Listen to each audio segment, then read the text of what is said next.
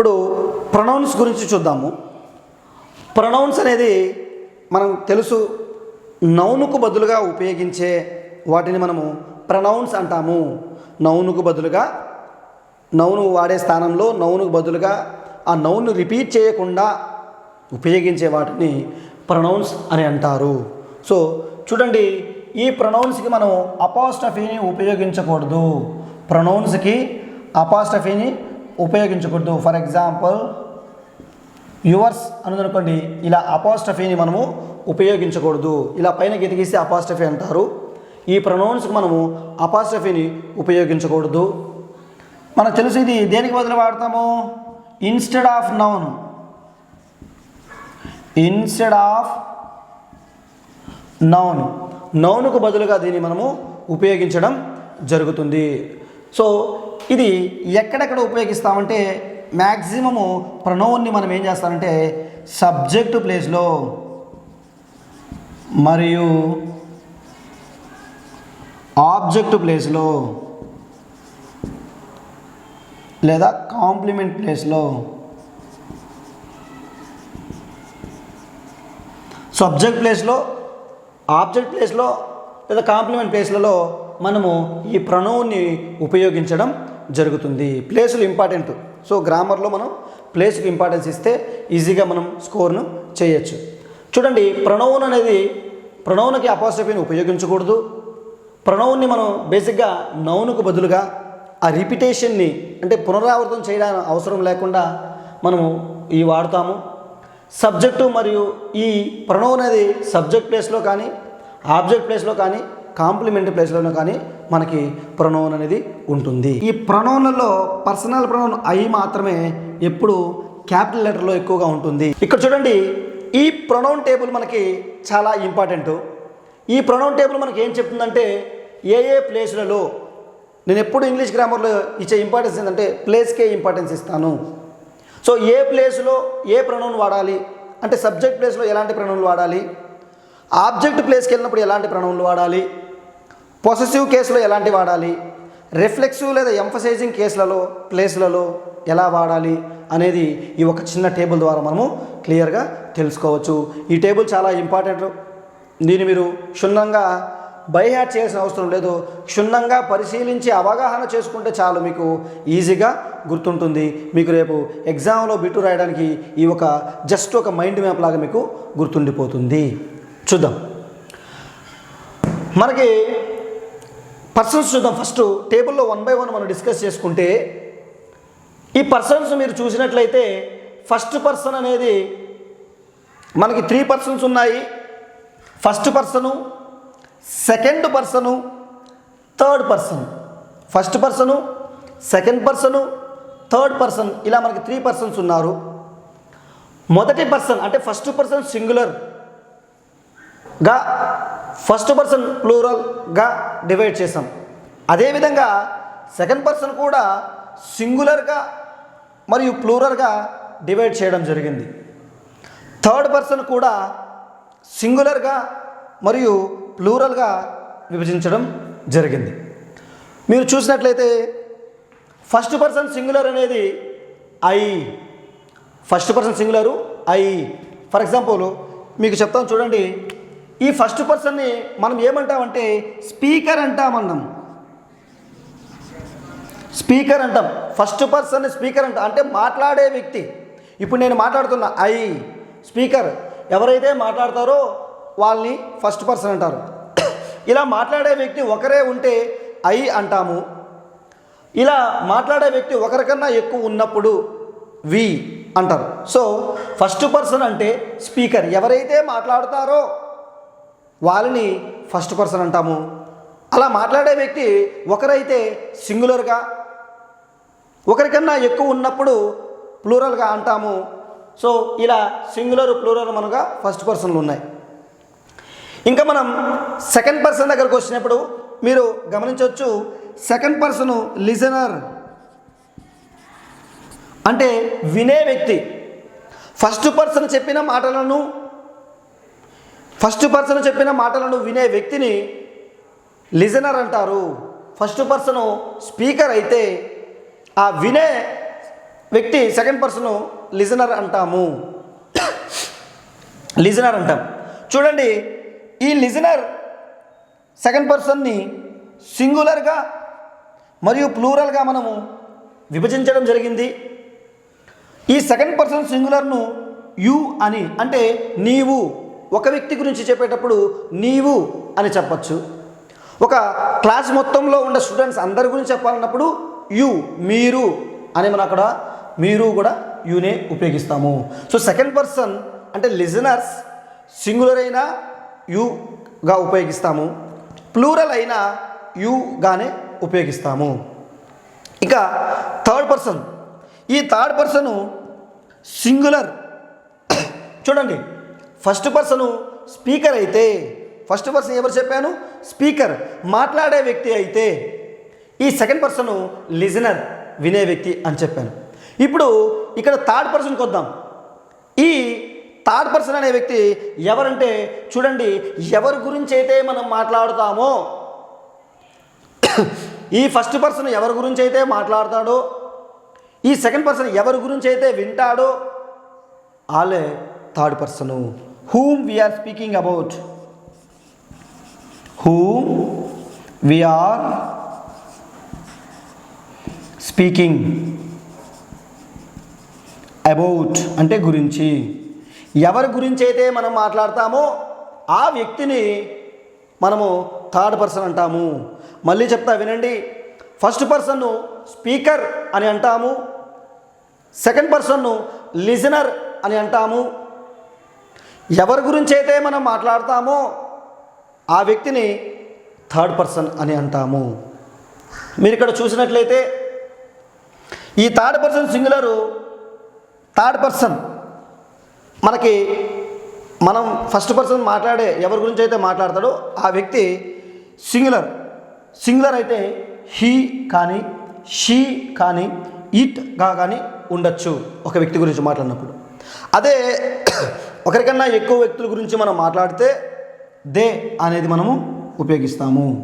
So first person singular I, first person plural we, second person singular you, second person plural you, third person singular he, she, it. ఇది ఒక batch. ఈ మూడిటికి ఒకే rule వర్తిస్తుంది, he, she, it. Next plural they. ఇవి subject ప్లేస్లో ఉన్నప్పుడు మనం ఇవి వాడుతాము, ఈ ప్రణాళికను ఉపయోగిస్తాం. ఇవి ఆబ్జెక్ట్ ప్లేస్లకు వెళ్ళినప్పుడు ఎలా ఉంటాయో చూడండి. ఐ మీగా మారుతుంది, వి అజ్గా మారుతుంది, యూలు యాజ్ ఇట్ ఈస్గా యూగానే ఉంటాయి, సింగులర్ అయినా ప్లూరల్ అయినా. హీ వచ్చి ఆబ్జెక్టివ్ ప్లేస్కి వెళ్ళినప్పుడు హిమ్గా ఉంటుంది, షీ వచ్చి హర్గా మారుతుంది, ఇట్ ఆబ్జెక్టివ్ ప్లేస్లో ఇట్గానే ఉంటుంది, దే ఆబ్జెక్టివ్ ప్లేస్కి వెళ్ళినప్పుడు దెమ్గా చేంజ్ అవుతుంది. ఈ సింపుల్ లాజిక్ మీరు దీన్ని ప్యాసివ్ వాయిస్ కింద అంటే జస్ట్ బై ఊహించుకోండి. By me, by us, by you, by him, by her, by it, by them. ఇలా మనం మర్చిపోయినప్పుడు బై ఊహించుకుంటే ప్యాసివ్ వాయిస్లో ఏదైతే ఆబ్జెక్ట్ ప్లేస్లో వస్తుందో అవి మనకి ఈ సబ్జెక్టు ఆబ్జెక్ట్ ప్లేస్లో పోతే ఇలా మారుతాయి, అంటే ప్రొనౌన్లు ఇలా చేంజ్ అవుతాయి. ఇప్పుడు ఇక్కడ చూద్దాం, పొసెసివ్ ప్రొనౌన్స్ అనేది ఉన్నాయి. పొసెసివ్నెస్ అంటే కలిగి ఉండటం, మన యొక్క ఓనర్షిప్ను తెలియజేస్తాయి. ఇవి ఓనర్షిప్ను తెలియజేస్తాయి, నేను కలిగి ఉన్నాను, ఇది నాది అనేసి. సో ఇప్పుడు చూడండి, మైన్ అంటే నాది, మైన్ అంటే నాది, దిస్ ఈజ్ మైన్ అంటే ఇది నాది అని అర్థం. అవర్స్ అంటే మాది అని అర్థం. యువర్స్ అంటే నీది, ఇక్కడ యువర్స్ అంటే మీది. అంటే ఇవన్నీ మనం ఏం తెలియజేస్తుంది? ఓనర్షిప్ను తెలియజేస్తుంది. హిస్ అతనిది, హర్స్ ఆమెది, ఇట్స్ దానిది, దేర్స్ వాళ్ళది. సో మీకు మళ్ళీ చెప్తున్నాను, ఇక్కడ అపోస్ట్రఫీని ఉపయోగించకూడదు, ఈ ప్రొనౌన్స్కి అపోస్ట్రఫీని ఉపయోగించకూడదు. మరియు ఈ పర్సనల్ ప్రొనౌన్ ఐ అనేది చాలా వరకు క్యాపిటల్ లెటర్లోనే ఉంటుంది. ఇక్కడ చూద్దాం, రిఫ్లెక్సివ్ లేదా ఎంఫాటిక్ ప్లేస్. సో ఆ ప్లేస్లలో ఉన్నప్పుడు ఈ ప్రొనౌన్లను మనం ఉపయోగించాలి. ఆ ప్లేస్లో ఈ ప్రొనౌన్లను ఉపయోగించాలి. చూద్దాం. ఇక్కడ మనం చూసినట్లయితే రిఫ్లెక్సివ్ ప్రొనౌన్ మై సెల్ఫ్. చూడండి, సింగులర్ అయితే మన గ్రామర్ రూల్స్, స్పెల్లింగ్ రూల్స్ తెలుసుకున్నాం. సెల్ఫ్ ఎఫ్తో ఏంటైతే విఈఎస్ని యాడ్ చేయాలి అనేసి. సో సింగులర్కి సెల్ఫ్ వస్తుంది, అదేవిధంగా ప్లూరల్కి సెల్వ్స్ అని అంటాము. సింగులర్ అయితే సెల్ఫ్, ప్లూరల్కి selves. So grammar rules, spelling రూల్స్లో మనం చెప్పుకున్నాం సింగులర్ ప్లూరల్లో. యువర్ సెల్ఫ్, నీ ఒక్కడే, యువర్ సెల్ఫ్. ఇక్కడ యువర్ సెల్ఫ్స్ మీరు, మీదని. Himself singular, herself singular, itself singular.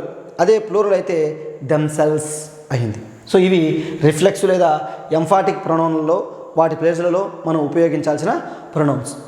ఇంకా చివరిది డెమాన్స్ట్రేటివ్ కేస్. ఇక్కడ మీరు చూసినట్లయితే ఇవి చూడడానికి ప్రొనౌన్ లాగుంటాయి, కానీ ఇవి అడ్జెక్టివ్స్. ఇవి ప్రొనౌన్స్ కావు, ఇవి అడ్జెక్టివ్స్. మళ్ళీ చెప్తున్నాను, ఈ డెమాన్స్ట్రేటివ్లో ఉన్నవి ఇవి ప్రొనౌన్స్ కాదు, ఇవి అడ్జెక్టివ్స్. సో చూడండి, ఈ చూడడానికి my, our, your, his, her, its, their అనేది అవి మనకి ఏమవుతాయంటే అడ్జెక్టివ్స్ అవుతాయి, ప్రొనౌన్లు కావు. ఓకే, సో ఇవి మనకి ప్రొనౌన్ యొక్క టేబుల్. ఈ టేబుల్ మీరు నీట్గా నేర్చుకుంటే మనకి గుర్తుంటే సరిపోతుంది, అసోసియేట్ చేసుకొని మనము రాసుకోవచ్చు. మీకు చెప్పాను ప్రొనౌన్స్కి అపాస్ట్రఫీ వాడకూడదు అనేసి, కానీ చూడండి, ఇట్స్ అని మీరు ఎప్పుడైనా అబ్జర్వ్ చేసినప్పుడు ఇక్కడ ఎందుకు సార్ వాడారు అంటే, చూడండి ఇక్కడ ఇట్స్ అంటే మీనింగ్ చూడండి, ఇట్ ఈజ్ అనే అర్థము, అంతేకాని ఇట్స్ దాని యొక్క అనే అర్థం కాదు. సో మనకి ఈ ఇట్స్ని ఎలా రాయాలంటే ప్రొనౌన్ ప్రకారము ఇట్స్ అంతే. ఇట్స్ అనేది ఇట్స్ ఇలానే రాయాలి, కానీ మనం కలపకూడదు. ఇట్స్ అని ఉంటే ఇట్ ఈజ్ అని అర్థము, కానీ ఇలా మనం ఐడెంటిఫై చేసుకోండి. సో ఇట్స్ అని ఒకవేళ అపాస్ట్రఫీ ఉంటే ఇట్ ఈజ్ అనే అర్థము. ఓకే, సో ఇట్స్ని ఇట్స్గానే మనము రాయాల్సి ఉంటుంది. ఇప్పుడు చూద్దాము kinds of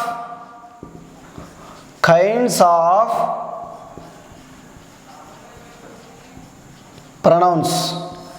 kinds of pronouns. So ప్రొనౌన్స్లో కూడా ఎన్ని రకాల ఉన్నాయి, అవి ఏవి అనేది మనం చూద్దాం. అందులో ఫస్ట్ వచ్చి పర్సనల్ ప్రొనౌన్.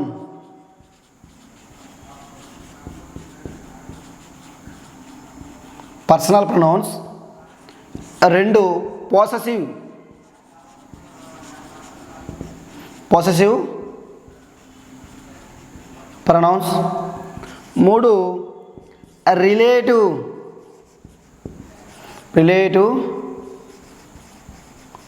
ప్రొనౌన్స్. నాలుగు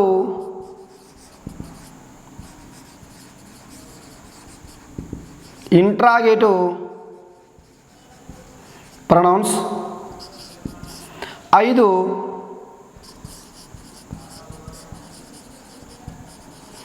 రిఫ్లెక్సివ్ ప్రొనౌన్స్. ఆరు ఎంఫాటిక్ లేదా ఎంఫసైజింగ్ ప్రొనౌన్స్.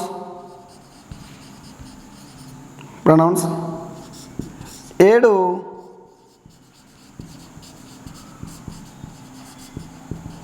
Demonstrative pronouns. ఎనిమిది డిస్ట్రిబ్యూటివ్ ప్రొనౌన్స్.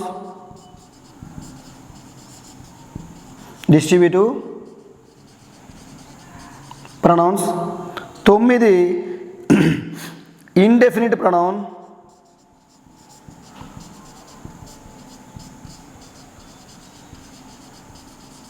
ఇంకా చివరిది 10వది రెసిప్రోకల్. RECIPROCAL reciprocal pronouns. ఒకసారి మళ్ళీ చూద్దాము.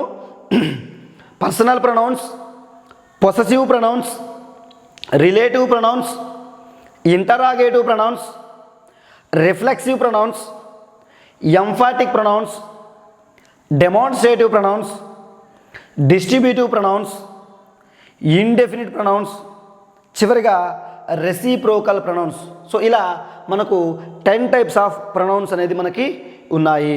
సో ఇప్పుడు 1 by 1 చూద్దాము. ఇప్పుడు మనము పర్సనల్ ప్రొనౌన్ గురించి చూద్దాం. పర్సనల్ ప్రొనౌన్ అంటే వ్యక్తిగత సర్వనామాలు అంటారు. సో ఇవి చూడండి సబ్జెక్టు ప్లేస్లో ఉంటాయి. ఈ పర్సనల్ ప్రొనౌన్స్ ఏమేమంటే చూద్దాము. I, we, you, he, she, it, they. I, we, you, he, she, it, దేలను పర్సనల్ ప్రొనౌన్స్ అని అంటారు. పర్సనల్ ప్రొనౌన్స్ అని అంటారు. ఇది వ్యక్తికి పేర్లకు బదులుగా డైరెక్ట్గా సబ్జెక్ట్ ప్లేస్లో మనము ఉపయోగిస్తూ ఉంటాము. సో చూడండి,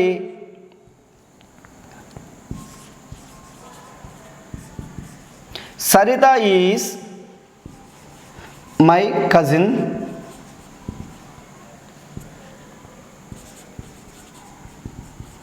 Saritha is very humorous girl. So చూడండి, Saritha is my cousin, Saritha is very humorous girl. So ఇక్కడ చూడండి, సరిత అనే నేముని తిరిగి మనం ఇక్కడ రిపీట్ చేయాల్సిన అవసరము లేకుండా ఈ యొక్క వ్యక్తికి, ఈ యొక్క పర్సన్కి బదులు మనం ఏమి ఉపయోగిస్తామంటే మళ్ళీ ఆ పర్సన్ నేముకు బదులు మనం ఇక్కడ సింపుల్గా షీ అని ఉపయోగించుకుంటాము. సో ఈ వ్యక్తి యొక్క ఒక నేముకి ఒక పేరుకు ఉపయోగించే ఈ ప్రొనౌన్ మనం పర్సనల్ ప్రొనౌన్ అంటాము. Saritha is my cousin, she is very humorous girl. So ఇలా ఒక వ్యక్తికి బదులు ఉపయోగించే నౌన్లు పర్సనల్ ప్రొనౌన్స్ ఏమున్నాయంటే I, we, you, he, she, it, they ఇలా ఉన్నాయి. ఇంకోటి చూద్దాం.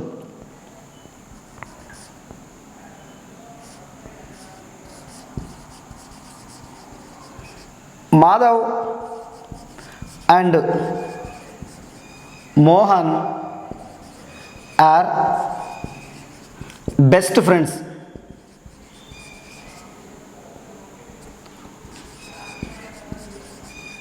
Madhav and Mohan do every work togetherly.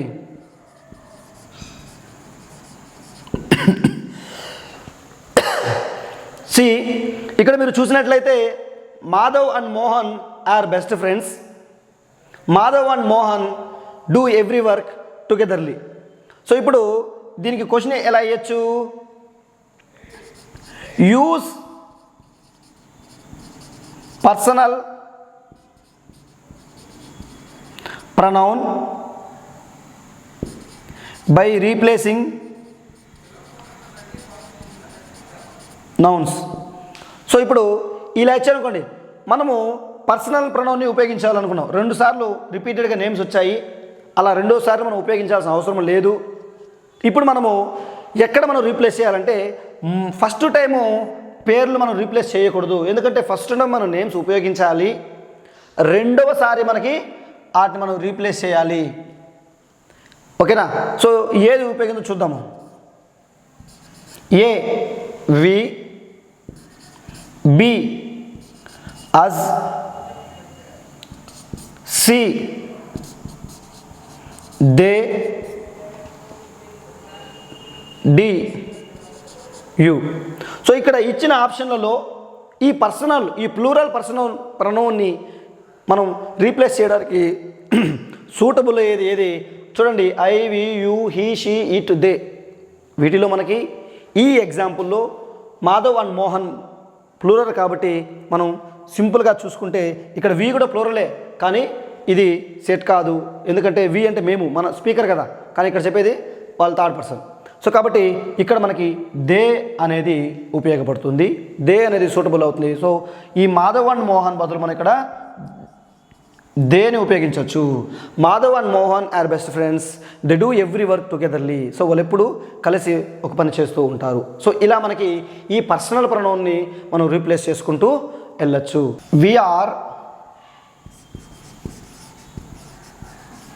Indians, we are Indians.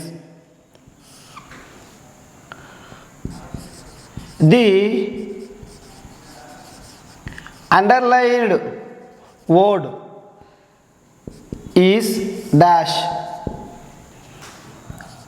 A relative pronoun, B possessive pronoun,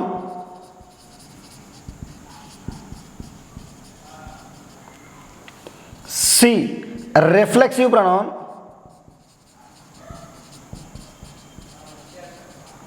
ఫైనల్గా డి పర్సనల్ ప్రొనౌన్. సో ఇక్కడ మనం చూసినట్లయితే సబ్జెక్ట్ ప్లేస్లో ఉంది కాబట్టి ఈ ప్రొనౌను మనము డైరెక్ట్ బిట్టు ఆన్సర్ చేయొచ్చు. రిలేటివ్ ప్రొనౌన్ అయితే కాదు, పొసెసివ్ ప్రొనౌన్ కాదు, రిఫ్లెక్సివ్ ఎంఫసైజింగ్ ప్రొనౌన్లు కాదు. మనం చూసాం సెల్ఫ్లు ఎల్ఫ్లు వస్తాయి. సో ఫైనల్గా ఈ వి అనేది ఈ లిస్ట్లో ఉంది కాబట్టి ఇది మన పర్సనల్ ప్రొనౌన్ కింద మనం తీసుకోవచ్చును. సో ఇలా పర్సనల్ ప్రొనౌన్ అనేది వ్యక్తిగత సర్వనామాలు, డైరెక్ట్గా వ్యక్తుల యొక్క పేర్ల బదులు మనం దీనిని ఉపయోగించుకుంటాము. వస్తువులకు పేర్లు కానీ పేర్లకు బదులుగా దీన్ని డైరెక్ట్గా ఉపయోగించుకుంటాము. ఇప్పుడు చూద్దాము పొసెసివ్ ప్రొనౌన్స్. పొసెసివ్ అంటే కలిగి ఉండటం, ఓన్. పొసెసివ్ అంటే కలిగి ఉండటం. ఈ పొసెసివ్ ప్రొనౌన్స్ ఓనర్షిప్ను తెలియజేస్తాయి. ఈ పొసెసివ్ ప్రొనౌన్స్ మనకి ఓనర్షిప్ను తెలియజేస్తాయి. సో ఇప్పుడు మనం పొసెసివ్ ప్రొనౌన్స్ను చూసినట్టయితే mine, our, ours, mine, ours, yours, his, hers, its, theirs. ఈ possessive pronoun mine, ours, yours, his, hers, its ఇలా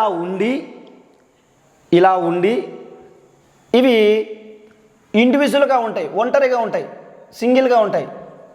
అంటే నౌన్కి ప్రొనౌన్కి మధ్యలో కాకుండా ఇవి సింగిల్గా ఉంటాయి. ఓకేనా? ఇవి మ్యాక్సిమం ఆబ్జెక్ట్ ప్లేస్లో ఎక్కువ ఉండే అవకాశం అని కూడా ఉంది. సో చూడండి కొన్ని ఎగ్జాంపుల్స్ చూద్దాము. ఈ పొసెసివ్ ప్రొనౌన్స్ మనకి ఓనర్షిప్ని ఎలా తెలియజేస్తాయో ఒకసారి చూద్దాము. ఎగ్జాంపుల్ చూద్దాం. This pen is mine. This pen is mine అంటే ఈ పెన్ను నాది, ఈ పెన్ను నాది అంటే ఈ పెన్ను నా పెన్ను అని చెప్పకుండా ఈ పెన్ను నాది అంటాం. So this pen is my pen అని చెప్పకుండా దిస్ పెన్ ఈజ్ మైన్, ఈ పెన్ను నా పెన్ను అని రిపీట్ చేయాల్సిన అవసరం లేకుండా దిస్ పెన్ ఈజ్ మైన్, ఇది నా పెన్ను అని చెబుతున్నా. This institute is ours. This institute is ours. So ఈ సంస్థ, ఈ ఇన్స్టిట్యూట్ ఇది మనందరిది. ఆర్టీసీ బస్సులో రాసింటారు ఈ బస్సు మనందరిది, దీన్ని పరిశుభ్రంగా ఉంచుకుందాం అనేసి. సో ఇప్పుడు దిస్ ఇన్స్టిట్యూట్ ఈజ్ అవర్స్ అంటే ఇది మాది. This institute is our institute అని మళ్ళీ రిపీట్ చేయకుండా సింపుల్గా అవర్స్ అని రాస్తాం. ఎలా రాయకుండా మళ్ళీ రిపీట్ చేయకుండా మనం సింపుల్గా అవర్స్ అని రాస్తాం. సో అంటే ఈ ఇన్స్టిట్యూట్ మాది అని చెప్తున్నాం. That house is yours. లేదా చూడండి that house is your house. That house is your house అని రిపీట్ చేయాల్సిన అవసరం లేకుండా చూడండి that house is your house మళ్ళీ రిపీట్ చేయాల్సిన అవసరం లే. మనం ప్రొనౌన్ వాడేదే దేనికోసం తెలుసు కదా మనకి. నౌన్ను రిపీట్ చేయకుండా మనం ఈ ప్రొనౌన్ను ఉపయోగిస్తాము. అలాంటిది ఇక్కడ రిపీట్ చేయాల్సిన అవసరం రాదు కూడా. So that house is your house అనకుండా సింపుల్గా yours. Okay. So that house is yours అని మనము ఏం ఉపయోగించాము, మన పొసెసివ్ ప్రొనౌన్ని ఉపయోగించాము. హిస్తో కూడా ఎగ్జాంపుల్ చూద్దాం. This bike is his bike అని అవసరం లేదు. This bike is his bike అంటే ఇదే టంగ్ ట్విస్టర్ లాగుంటుంది. సో ఈ మళ్ళీ ఇక్కడ బైక్ని రిపీట్ చేయాల్సిన అవసరం లేకుండా మనం ఏం చేస్తాము, దిస్ బైక్ ఈజ్ హిస్ అని మనము అంటాము. అంటే ఈ బైకు అతనిది అని మనం చెప్పుకోవడానికి ఉపయోగించుంటుంది. That trousers is hers. So ఈ ట్రౌజర్సు ఆమెది అని చెప్పడానికి మనము ఉపయోగించవచ్చు. Next this cap is its. This cap is its అని మనం చెప్పచ్చు. ఫర్ ఎగ్జాంపుల్ చూడండి, మనం ఇప్పుడు ఇది ప్రాణం లేని వాటికి మనము ఇట్స్ అని అంటాము. ప్రాణం లేని వాటికి ఇట్టుని ఉపయోగిస్తాం. అందుకే ఇట్టుని మనం ఇంపర్సనల్ ప్రొనౌన్ కూడా అంటారు. పర్సనల్ ప్రొనౌన్ ఇట్టు ఉంది, కానీ ప్రాణం లేనిది కాబట్టి ఇంపర్సనల్ ప్రొనౌన్ కూడా అంటారు. ఇటుని ఇంపర్సనల్ ప్రొనౌన్ కూడా అంటారు. సో చూడండి, ఇప్పుడు ఈ క్యాప్ను మనం బయట తీసాం. దిస్ క్యాప్ ఈజ్ ఇట్స్, దీని యొక్కది కదా. So this cap is its అని ఒక ప్రాణం లేని దాని గురించి చెప్పడానికి మనము ఇలా ఉపయోగించుకుంటాము.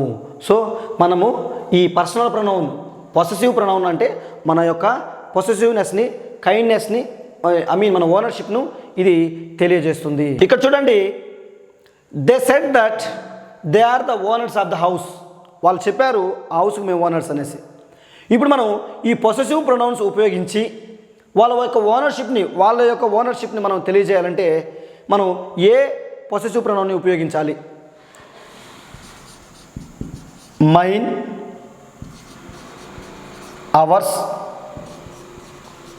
Yours, theirs. సో వాళ్ళకి మనం చెప్పే విధంగా. సో ఏం చెప్తున్నాము ఇప్పుడు ఇందులో, ఇది వాళ్ళ ఇల్లు అని చెప్పడానికి,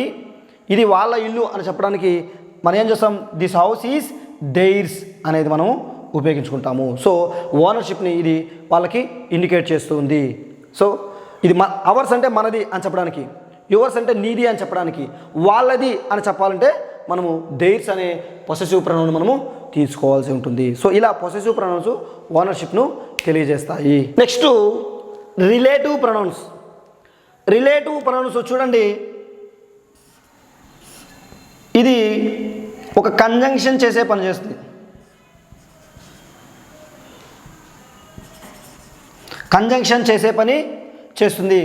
రిలేటివ్ ప్రొనౌన్ ఒక కంజంక్షన్ చేసే పని చేస్తుంది. అదేవిధంగా రిలేటివ్ ప్రొనౌన్ ఏ నౌనుకు బదులుగా అయితే ఉపయోగిస్తామో దానికి పక్కనే ఉంటుంది.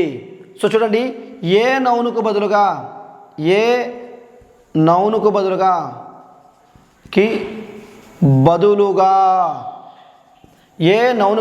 ఉపయోగిస్తామో ఆ నౌనుకు పక్కనే ఉంటుంది. ఫర్ ఎగ్జాంపుల్, ఈ నౌనుకు బదులు ఉపయోగిస్తామంటే దాని పక్కనే ఉంటుంది, అంటే దానికి ఇటు రైట్ సైడ్ వైపు ఉంటుంది. ఓకే, రిలేటివ్ ప్రొనౌన్ ఏ నౌనుకు బదులుగా ఉపయోగిస్తామో దానికి పక్కనే ఉంటుంది. ఓకే, నెక్స్ట్ చూడండి, ఈ relative pronounce what, which, who, whom, whose,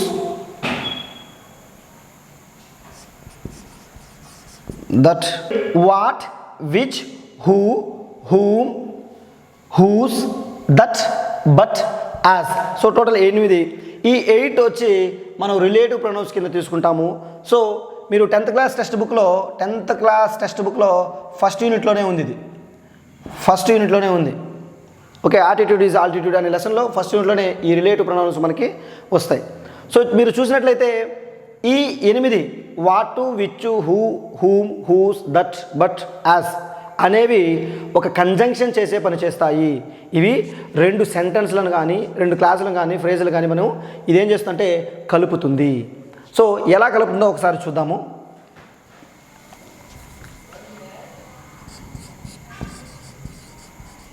I have a sister, I have a sister అనేది ఒక సెంటెన్స్ అంటే my sister is a teacher. I have a sister, my sister is a teacher. ఇప్పుడు question ఎలా ఉంటుందంటే combine the above two sentences by using relative pronoun. Combine the above sentences by using relative pronoun. So అంటే relative ప్రొనౌన్ని ఉపయోగించి ఈ 2 సెంటెన్స్లను కలపమని చెబుతున్నాం. So చూద్దాము మనం ఎలా కలపాలి అంటే చూడండి, ఇప్పుడు ప్రొనౌన్ని దేనికి బదులుగా ఉపయోగిస్తాము? ఏ నౌన్ అయితే రిపీటెడ్గా వచ్చింటుందో, సెకండ్ టైం వచ్చింటుందో దానిని మనం ఏం చేస్తాము? ఆ నౌన్కు బదులుగా ప్రొనౌన్ని ఉపయోగిస్తాం. సో ఇక్కడ చూడండి, ఐ హ్యావ్ ఏ సిస్టర్ అనుంది, my sister is a teacher అనుంది. ఇక్కడ సిస్టర్ అనేది ఫస్ట్ టైం వచ్చింది, సెకండ్ టైం వచ్చింది. సో ఇప్పుడు మనం ఏం చేస్తున్నామంటే ఈ సెకండ్ టైం వచ్చిన సిస్టర్ని తీసేసి మనం ఇక్కడ ఏదో ఒక రిలేటివ్ ప్రొనౌన్ చూద్దాం, ఏది సూటబుల్ అవుతుందో దాన్ని మనం ఉపయోగించాలి. మీకు డౌట్ రావచ్చు, సార్ రిపీట్ అయింది సిస్టర్ కదా, మై ఎందుకు తీసేసావంటే ఇక్కడ మై అనేది ఒక అడ్జెక్టివ్, ఈ అడ్జెక్టివ్ నౌన్ గురించి చెప్తుంది. అక్కడ ఆ నౌన్నే మనం తీసేసినప్పుడు ఆ అడ్జెక్టివ్ ఏం పని అని అర్థం. సో అంటే బైకే లేకుండా నువ్వు హెల్మెట్ వేసుకుంటే ఎలా ఉంటుందో అలా ఉంటుంది ఈ అడ్జెక్టివ్ నౌన్ లేకుండా ఉంటే. సో ఇక్కడ చూడండి, ఇప్పుడు ఈ రెండింటిని మనం జాయిన్ చేద్దాం, సెంటెన్స్ రాద్దాం. I have a sister, I have a sister. చూడండి, ఈ రిలేటివ్ ప్రొనౌన్ కమాతో వేరు చేయబడి ఉంటుంది. రిలేటివ్ ప్రొనౌన్ అది కూడా గుర్తుపెట్టుకోండి, రిలేటివ్ ప్రొనౌన్ కమాతో వేరు చేయబడి ఉంటుంది. I have a sister who is a teacher. I have a sister who is a teacher. నాకు ఒక సిస్టర్ ఉంది, ఆమె ఎవరో కాదు. హూ అంటే ఇక్కడ ఇది ప్రశ్నలా అనుకోవద్దండి. హూ ఈజ్ ఏ టీచర్, ఆమె మనం చెప్తాం కదా, నాకు ఒక సిస్టర్ ఉంది, ఆమె ఎవరో కాదు, ఆమె ఒక టీచర్ అంటాం. నాకు ఒక బ్రదర్ ఉన్నాడు, ఆయన ఎవరో కాదు, ఆయన ఒక డాక్టర్. నాకు ఒక ఫ్రెండ్ ఉన్నాడు, అతను ఎవరో కాదు, గ్రేట్ సింగర్. అంటే ఇక్కడ ఎవరో కాదు, ఎవరో అంటే ఇక్కడ ప్రశ్న కాదు, మనం అతని గురించి చెప్పే information. So I have a sister who is a teacher. So చూడండి, ఈ సిస్టర్ అనే నౌనుకు బదులుగా మనం ఇక్కడ ఉపయోగించాం కాబట్టి ఈ పక్కనే ఉంటుంది relative pronoun, RP, relative pronoun. I have a sister who is a teacher. ఇక్కడ మన క్వశ్చన్ మార్క్ కాదు, ఫుల్ స్టాప్ ఉంది, అంటే ఇది మనకి క్వశ్చన్ కాదు, ఆమె ఎవరో కాదు అనే సందర్భంలో మనము చెప్తూ ఉంటాం. So I have a sister who is a teacher. So ఇలా మనం మరికొన్ని ఎగ్జాంపుల్స్ మనము చూద్దాం. He is the man, he is the man. I met this man yesterday. He is the man. I met this man yesterday. So చూడండి, ఇక్కడ man వచ్చింది, తిరిగి మళ్ళీ ఇక్కడ మ్యాన్ వచ్చింది, రిపీట్ అయింది. ఇక్కడ చూడండి, ఈ రిపీట్ అవ్వకుండా మళ్ళీ ఏం చేయాలి? రిలేటివ్ ప్రొనౌన్ యూస్ చేసి వాటిని జాయిన్ చేయాలి. సో ఎలా జాయిన్ చేయాలో, మనం ఏది సూటబుల్ అవుతుందో మనం చూద్దాం. ఇప్పుడు అతనిని కలిసాము అంటే ఒక వ్యక్తిని కలిసాము, అక్కడ మనం చెప్తే ఈ హూమ్ అనేది మనకి బాగా సూటబుల్ అవుతుంది. చూద్దాము. He is the man, relative pronoun కమాతో వేరు చేయబడి ఉంటుంది. Whom, he is the man whom I met yesterday. He is the man whom I met yesterday. So అతనే, నేను ఎవరైతే కలిశానో, నేను ఎవరినైతే కలిశానో అతను ఇతనే. హూమ్ ఐ మెట్ ఎస్టర్డే, నేను ఎవరైతే కలిశానో అతను ఇతనే. He is the man whom I met yesterday. So ఇక్కడ చూడండి, మీరు ఈ రిలేటివ్ ప్రొనౌన్ ఈ సెంటెన్స్ను కలుపుతూ ఉంది. ఇది ఒక కంజంక్షన్ చేసే పని చేస్తుంది కాబట్టి దీన్ని మనం రిలేటివ్ ప్రొనౌన్ అని అంటాము. ఇంకో ఎగ్జాంపుల్ చూద్దాం. He is the boy. He is the boy ఒక sentence.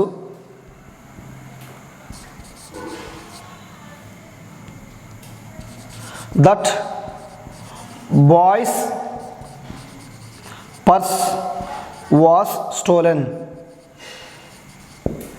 He is the boy అది ఒక sentence. That boy's purse was stolen అంటే అతని పర్సు ఎవరు దొంగిలించుకున్నారు. ఇప్పుడు దీన్ని కలిపి రిలేటివ్ ప్రొనౌన్ ఉపయోగించి రాద్దాము.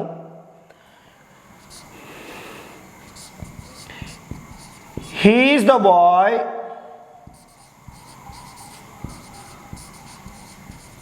హూస్. సో అంటే మళ్ళీ ఇక్కడ ఈ బాయ్ రిపీట్ అవసరము లేదు. He is the boy whose purse was stolen. Whose purse was stolen. So ఇక్కడ ఈ బాయ్ హూజ్ అతనిది అని చెప్పడానికి మనం దాన్ని ఈ రిలేటివ్ ప్రొనౌన్ని ఉపయోగిస్తున్నాం. He is the boy whose purse was stolen. ఎవరి పర్స్ అయితే దారిపోయిందో అతను ఎవరో కాదు ఇతనే అని చెప్పడానికి మనము ఈ రిలేటివ్ ప్రొనౌన్ని ఉపయోగిస్తూ ఉన్నాము. ఇంకో ఎగ్జాంపుల్ చూద్దాం. ఇట్ ఈస్ ద డాగ్ అనేది ఒక sentence. It is the dog అనేది ఒక sentence. My neighbour last this dog అనేది ఒక సెంటెన్సు. సో దీన్ని ఒక డాగ్ అనేది ఒక డాగ్ని దేనైతే ఉపయోగించి కలిపితే సూట్ అవుతుందో మనం చూద్దాము. It is the dog. చూడు ఇక్కడ రిపీట్ అవ్వకూడదు మనకి, మళ్ళీ రిపీట్ ఏదైతే దాన్ని తీసేస్తామో దాని బదులు రిలేటివ్ ప్రొనౌన్ వాడుకుంటాం. It is the dog which was my neighbour last. So మా నైబర్ ఏదైతే పోగొట్టుకున్నాడో ఆ కుక్క ఇదే. చూడండి, ఇది relative pronoun. It is the dog which was my neighbour last. So my neighbour ఏదైతే లాస్ట్ అయ్యాడో ఆ డాగు ఇదే. సో ఇక్కడ మనకి రిలేటివ్ ప్రొనౌన్ విచ్ అనేది మనకి ఇక్కడ ఉపయోగపడుతుంది. సో ఇలా రెండు సెంటెన్సులను రిలేటివ్ ప్రొనౌన్ ఉపయోగించి మనం రాయవచ్చును. ఇంకో ఎగ్జాంపుల్ చూద్దాము. దిస్ ఈజ్ ద హౌస్ అనేది ఒక సెంటెన్స్ అయితే, my grandfather built this house అనేది ఇంకొక sentence. My friend built this house అనేది ఇంకొక sentence. This is the house అనేది ఒక సెంటెన్స్ అయితే, my grandfather built this house అనేది ఇంకొక సెంటెన్స్. ఇప్పుడు ఈ రెండు సెంటెన్స్ని combine the above sentence by using relative pronoun ఇస్తాడు. రిలేటివ్ ప్రొనౌన్ని ఉపయోగించి పై రెండు సెంటెన్స్ను కలపమని చెప్తాడు. ఇప్పుడు ఏది రిపీట్ అయింది? హౌసు. ఈ రెండోసారి రిపీట్ అయిందని మనం తీసేస్తాము. ఇప్పుడు మనం కంబైన్ చేద్దాం. This is the house that my grandfather built. This is the house that my grandfather built. ఈ ఇల్లు ఏదో కాదు, మా తాత ఏదైతే కట్టాడో అది ఈ ఇల్లే అని చెప్పడానికి మనం ఇలా ఉపయోగించుకోవచ్చు. చూడండి, హౌస్ బదులు కదా మనం ఇక్కడ ఉపయోగించింది. సో దేని బదులైతే వాడతామో దాని పక్కనే ఇది ఉంటుంది, కమాతో వేరు చేయబడి ఉంటుంది. So this is the house that my grandfather built. Okay, ఇప్పుడు బట్టుతో ఒక ఎగ్జాంపుల్ చూద్దాం. చూడండి, నెగిటివ్ వర్డ్ తర్వాత వచ్చే బట్టు, యాక్చువల్గా బట్టు అనేది కంజంక్షన్ కదా. నెగిటివ్ వర్డ్ తర్వాత వచ్చే బట్ అనేది రిలేటివ్ ప్రొనౌన్ అవుతుంది. ఎలా అవుతుందో చూద్దాము. డైరెక్ట్ ఎగ్జాంపుల్ రాద్దాము. There is no rains but it pours అంటే కుండ నీళ్ళు పోతా ఉంది, ఫ్లోస్ అనేసి. సో చూడండి, ఈ నెగిటివ్ వర్డ్ తర్వాత వచ్చే బట్టు, సో అటు వర్షాలు లేదు కానీ నీళ్ళు కుండపోతగా నీళ్ళు వస్తున్నాయి అనే సందర్భం. There is no rains but it pours. So ఈ నెగిటివ్ వర్డ్ తర్వాత వచ్చే బట్ అనేది ఎప్పుడు రిలేటివ్ ప్రొనౌన్ అవుతుంది. మీరు బాగా గుర్తుపెట్టుకోండి, బట్ అనేది మామూలుగా కంజంక్షనే, కానీ ఈ నెగిటివ్ వర్డ్ తర్వాత వచ్చే బట్ అనేది రిలేటివ్ ప్రొనౌన్ కింద మనము తీసుకుంటాము. సో ఇంకో ఎగ్జాంపుల్ చూద్దాము. There is no roses. There is no roses but has a thorn. So ఆ చెట్లో పువ్వులు లేదు కానీ ముళ్ళులు అనేది పుష్కలంగా ఉన్నాయి. ఇక్కడ చూడు, no roses negative word. Negative word తర్వాత వచ్చే బట్ ఏమవుతుంది మనకి రిలేటివ్ ప్రొనౌన్ అవుతుంది. రిలేటివ్ ప్రొనౌన్ అవుతుంది. నెగిటివ్ వర్డ్ తర్వాత వచ్చే బట్టు రిలేటివ్ ప్రొనౌన్ అవుతుంది. చూడండి, there is no roses but has a thorn.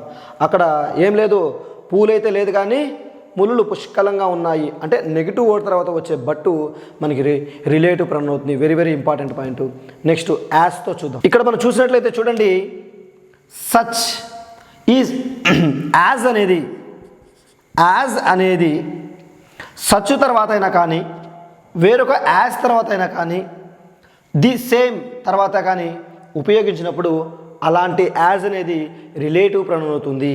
ఇంకొకసారి చెప్తాను చూడండి, such comma as comma the same అనే పదాల తర్వాత నీకు యాజ్ కనబడితే అది రిలేటివ్ ప్రొనౌన్ అవుతుంది. సో ఏ విధంగా అయితే నెగిటివ్ వర్డ్ తర్వాత వచ్చే బట్టు రిలేటివ్ ప్రొనౌన్ అవుతుందో, అదేవిధంగా సచ్ యాజ్ ద సేమ్ అనే పదాల తర్వాత వచ్చే యాజ్ అనేది రిలేటివ్ ప్రొనౌన్ అవుతుంది. చూద్దాం. హీ ఈజ్ నాట్ సచ్ చూడండి, such a good man as a expected. నేను అనుకున్న విధంత మంచి వ్యక్తి ఇతను కాదు అనేసి. సో ఈ సచ్ తర్వాత వచ్చిన యాజ్ ఏమవుతుందంటే రిలేటివ్ ప్రొనౌన్ అవుతుంది. రిలేటివ్ ప్రొనౌన్ అవుతుంది. మీరు ఈ వర్డ్స్ గుర్తుపెట్టుకుంటే సరిపోతుంది. సో ఇవి రేర్, మిమ్మల్ని డిఫికల్ట్గా అడగాల్సినప్పుడు ఈ దట్టు బట్టు యాజ్లతో అడుగుతారు. ఇక్కడ చూడండి, యాజ్ మెనీ చిల్డ్రన్ యాజ్. చూడండి, యాజ్ మెనీ చిల్డ్రన్ యాజ్. చూడండి, యాజ్తో స్టార్ట్ అయింది, తర్వాత వచ్చి ఇంకొక యాజ్ వచ్చింది. యాజ్ తర్వాత వచ్చే యాజ్ కూడా రిలేటివ్ ప్రొనౌన్ అవుతుంది. రిలేటివ్ ప్రొనౌన్ అవుతుంది. చూద్దాం. Yours is not the same. The same తర్వాత వచ్చే యాజ్ కూడా రిలేటివ్ ప్రొనౌన్ అవుతుంది. Yours is not the same kind of pen as I have. So నీ దగ్గర ఉన్న పెన్ను నా దగ్గర ఉన్న ఒకే పెన్ను ఒకలాంటిది కాదు. సో ఇలా సచ్ యాజ్ ద సేమ్ లా తర్వాత వచ్చే యాజ్ అనేది రిలేటివ్ ప్రొనౌన్ అవుతుంది. సో ఈ ప్రొనౌన్లలో మోస్ట్ ఇంపార్టెంట్ టాపిక్ వచ్చి రిలేటివ్ ప్రొనౌను. చూద్దాం. Next fourth one, interrogative pronouns. Interrogative ప్రొనౌన్స్లో కీవర్డ్స్ చూద్దాము. What, which, whose, whom, who. What, which, whose, whom, who. మీకు డౌట్ రావచ్చు, ఇదే పదాలు మీరు రిలేటివ్ ప్రొనౌన్ చెప్పేటప్పుడు కూడా చెప్పారు కదా సార్ అని. మీకు అందుకే చెప్పాను నేను, ఇంగ్లీష్ గ్రామర్లో మీరు పదం కన్నా దాన్ని ఉపయోగించే స్థానానికి ఇంపార్టెన్స్ ఇవ్వమని. చూడండి, ఈ పదాలు అక్కడ కంజంక్షన్ చేసే పని చేశాయి అంటే రెండు సెంటెన్స్లను కలిపాయి, రెండు ఒక క్లాసులను కలిపాయి. సో కాబట్టి వాడే స్థానాన్ని బట్టి మనం గుర్తించవచ్చు సులభంగా. ఈ వాట్ అనేది అంటే వాట్ కానీ విచ్ కానీ ఈ ఏ పదమైనా రెండు సెంటెన్స్లను కలుపుతూ ఉన్నప్పుడు ఉంటే రిలేటివ్ ప్రొనౌన్గా తీసుకోవాలి. ఇంటరాగేటివ్ సెంటెన్స్లలో ఉంటూ క్వశ్చన్ మార్క్తో ఎండ్ అయితే అవి ఇంటరాగేటివ్ ప్రొనౌన్స్ అనేవి అవుతాయి. సో ఈ ఇంటరాగేటివ్ ప్రొనౌన్స్ అనేది ఇంటరాగేటివ్ సెంటెన్స్లలో ఉంటాయి.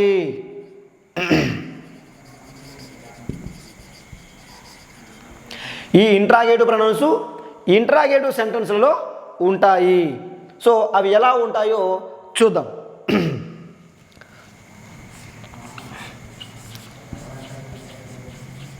My name is Dhatri. My name is Dhatri అనే ఎగ్జాంపుల్ చూసుకుందాము. My name is Dhatri. ఇప్పుడు ఇది ఒక అసెర్టివ్ సెంటెన్సు, ఇది ఒక జస్ట్ ఒక స్టేట్మెంటు. ఇప్పుడు చూద్దాము, దీన్ని మనం ఇంట్రాగేటివ్ సెంటెన్స్ కింద మార్చుకుందాం. ఇంట్రాగేటివ్ సెంటెన్స్ అంటే వెర్బు ఇటువైపు రావాలి, సబ్జెక్టు ఇటువైపు రావాలి. Okay. Is my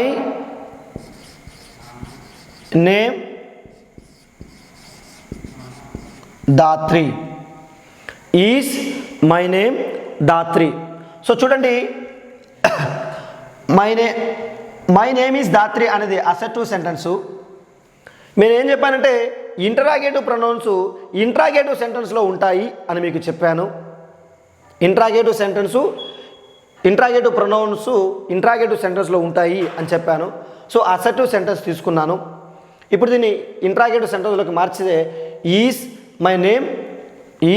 my name Dhatri అని మనం రాసుకున్నాము. ఇప్పుడు దీనిని చూడండి, ఈజ్ మై నేమ్ దాత్రి అనేది కన్ఫర్మేటివ్ క్వశ్చన్స్. మీకు చెప్పాను ఇన్ఫర్మేటివ్ క్వశ్చన్స్, కన్ఫర్మేటివ్ క్వశ్చన్స్ అనేసి. ఈ కన్ఫర్మేటివ్ క్వశ్చన్ని ఇన్ఫర్మేటివ్ క్వశ్చన్గా మార్చాలంటే అసలు మనకున్న ఇన్ఫర్మేషనే దాత్రి. మనకున్న ఇన్ఫర్మేషను దాత్రి అనే ఇన్ఫర్మేషన్. సో చూడండి, హెల్పింగ్ వెర్బ్తో స్టార్ట్ అయితే ఇన్ఫర్మేటివ్ క్వశ్చన్ అని, WH వర్డ్తో స్టార్ట్ అయితే కన్ఫర్మేటివ్ క్వశ్చన్ అని అంటాం. సో ఇప్పుడు ఇన్ఫర్మేటివ్ క్వశ్చన్లో ఇన్ఫర్మేషన్ ఉంటుంది, కన్ఫర్మేటివ్ క్వశ్చన్లో ఇన్ఫర్మేషన్ ఉండదు. ఆ ఇన్ఫర్మేషన్ తెలుసుకోవడం కోసమే ఈ పదాలను ఉపయోగించడం జరుగుతుంది. సో ఇప్పుడు మనం దాత్రిని వాట్తో సబ్స్టిట్యూట్ చేద్దాం. దాత్రి అనే పేరుని వాట్తో సబ్స్టిట్యూట్ చేద్దాము. What is my name. What is my name. Okay. ఇప్పుడు వాట్ ఈజ్ మై నేమ్. ఇప్పుడు చూడండి, ఇక్కడ వాట్ అనే ప్రొనౌన్ ఇంట్రాగేటివ్ ప్రొనౌన్.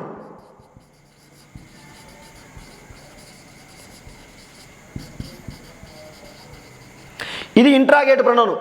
ఇది ప్రొనౌన్ అని నువ్వు ఎలా చెప్పగలవంటే దాత్రి అనే నేమ్కు బదులు దీన్ని మనం ఉపయోగించాము. ఎంత సింపుల్గా ఉందో చూడండి. సో వీటిని ప్రొనౌన్గా మనం ఎలా కన్సిడర్ చేస్తామంటే ఏదైనా మనకు ఉన్న ఇన్ఫర్మేషన్ని కన్ఫర్మేటివ్ క్వశ్చన్గా మార్చుకొని ఆ కన్ఫర్మేటివ్ క్వశ్చన్లో ఏదైతే ఇన్ఫర్మేషన్ ఉంటుందో దాన్ని WH టైప్ ఆఫ్ క్వశ్చన్తో సబ్స్టిట్యూట్ చేస్తే మనకు వచ్చేదే ఇది ఇంట్రాగేటివ్ ప్రొనౌన్. ఇప్పుడు మీకు తెలుసు ఈ వాట్ అనేది ఏ నౌనుకు బదులుగా ఉపయోగించామంటే ఆ నౌను దాత్రి అనే ఒక పేరుకు బదులు దీన్ని మనం ఉపయోగించడం జరిగింది. వాట్ ఈజ్ మై నేమ్ అంటే దాత్రి ఈజ్ మై నేమ్ అనేది ఇక్కడ ఆన్సరు. దాత్రి బదులు మనం దీన్ని ఉపయోగించాము. ఎగ్జాంపుల్ చూద్దాము. Ramesh is your brother. Ramesh is your brother. దీన్ని మనం ఒకసారి ఇంటర్చేంజ్ చేద్దాము. Is Ramesh your brother, your brother అని కన్ఫర్మ్ చేసుకున్నాం. సో ఇప్పుడు ఇక రమేష్ బదులు మనం ఇక్కడ ఏం ఉపయోగించుకోవచ్చు అంటే హూ ఈజ్ యువర్ బ్రదర్ అని తీసుకున్నాం. సో ఇక్కడ చూడండి, హూ అనే ఇంటరాగేటివ్ ప్రొనౌన్ రమేష్ బదులు తీసుకున్నాము. సో ఇక్కడ హూ అంటే ఎవరు? రమేష్ అనే నౌన్ బదులు మనం తీసుకున్నాము. సో ఇలా మనం ఇంటరాగేటివ్ ప్రొనౌన్ని అర్థం చేసుకోవచ్చు.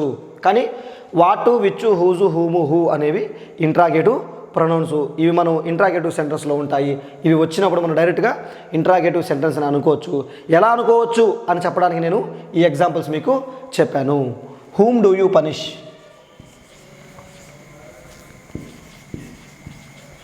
whom do you punish, whom do you punish. ఇక్కడ హూమ్ అనేది కూడా interrogative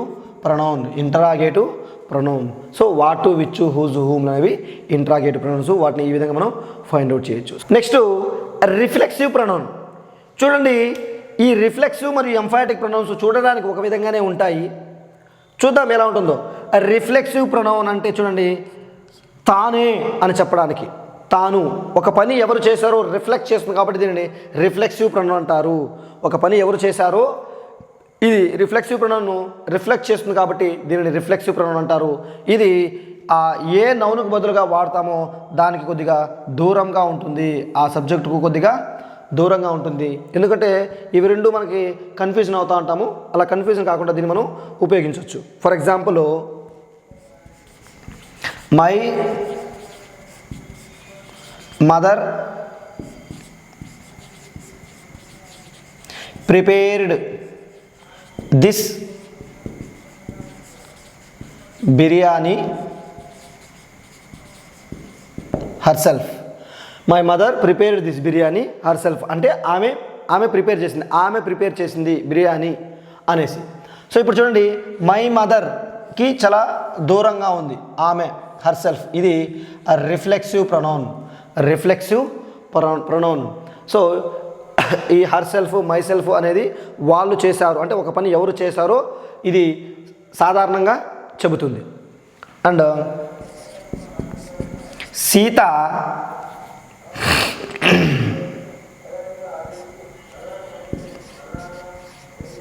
wrote this song herself. Sita wrote this song herself అంటే ఎవరు రాశారు ఈ సాంగ్ని? సీతే రాసింది. సీత ఈ సాంగ్ రాసింది అంటే ఎవరు చేశారంటే ఎవరైతే చేశారో ఆ ప్రొనౌన్ వాళ్ళని రిఫ్లెక్ట్ చేస్తుంది. ఎవరు చేశారో వాళ్ళని రిఫ్లెక్ట్ చేస్తుంది కాబట్టి ఇది రిఫ్లెక్సింగ్ ప్రొనౌన్ అనేసి అంటారు. I made it myself. I made it myself లేదా I did it myself. So చూడండి, అది ఎవరు చేశారంటే నేనే చేశాను అంటే నేను చేశాను అంటే నన్ను రిఫ్లెక్ట్ చేస్తుంది.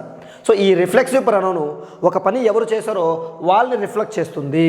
My self, your self, her self అలా రిఫ్లెక్ట్ చేస్తుంది. He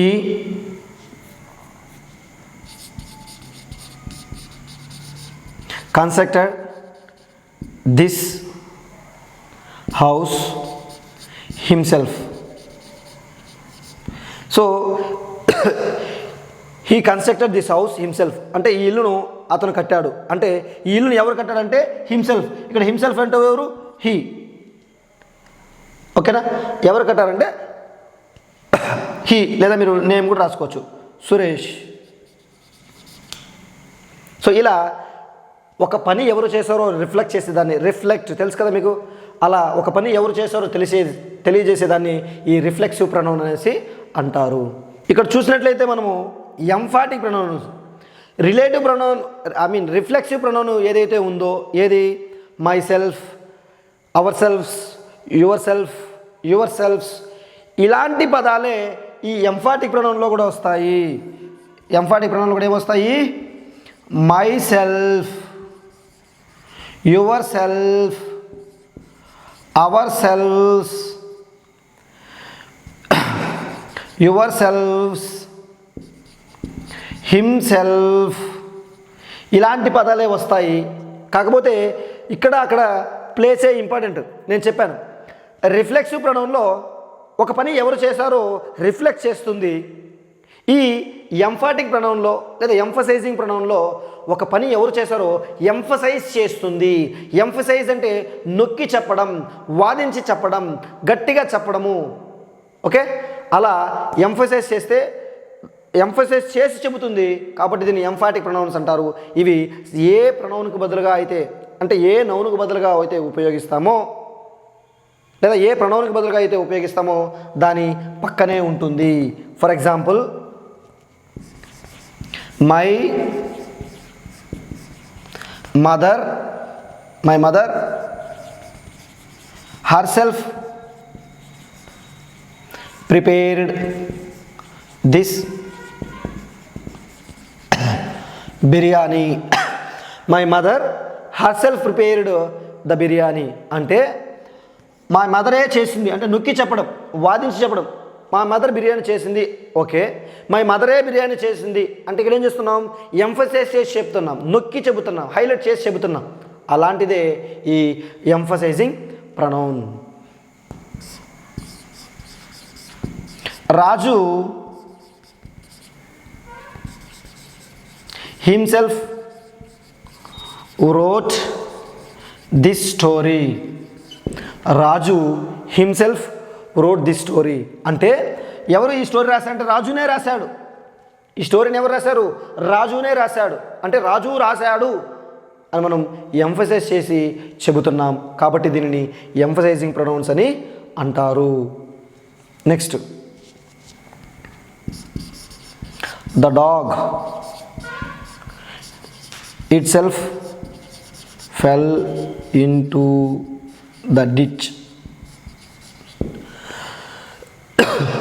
The dog itself fell into the ditch. So కుక్క తనకు తానుగా ఏం చేసింది, ఒక గోతిలో పడిపోయింది. సో itself తనకు తానుగా పడిపోయింది. సో ఇక్కడ ఎవరు తోయేస్తారంటే లేదు, తనకు తానుగా ఎంఫసైజ్ చెప్తాను. తనే ఇప్పుడు కుక్క పడిపోయిందంటే ఓకే, కుక్క తనకు తానుగా పడిపోయిందంటే అక్కడ ఎంఫసైజ్ చేసి చెబుతున్నాము, ఆ వర్క్ను హైలైట్ చేసి చెబుతున్నాము. ఆ ఎవరైతే చెప్పారో దాన్ని మనం హైలైట్ చేసి చెప్తున్నాం, ఎంఫసైజ్ చెప్తున్నాం. కాబట్టి ఈ ప్రొనౌన్లను ఎంఫసైజింగ్ ప్రొనౌన్లు అంటారు. ఓకే, రిఫ్లెక్సివ్ ప్రొనౌన్కి ఎంఫసైజింగ్ ప్రొనౌన్కి డిఫరెన్స్ ఏంటంటే, ఒక పని ఎవరు చేశారో రిఫ్లెక్ట్ చేస్తే రిఫ్లెక్సివ్ ప్రొనౌన్, ఎవరు చేశారో ఎంఫసైజ్ చేసి గట్టిగా నొక్కి మరీ చెప్పితే దాన్ని ఎంఫసైజింగ్ ప్రొనౌన్ అంటారు. అది ఏ నౌన్కు బదులుగా వాడతామో దాని దగ్గరగా ఉంటుంది, రిఫ్లెక్సివ్ ప్రొనౌన్ దూరంగా ఉంటుంది. Demonstrative pronouns.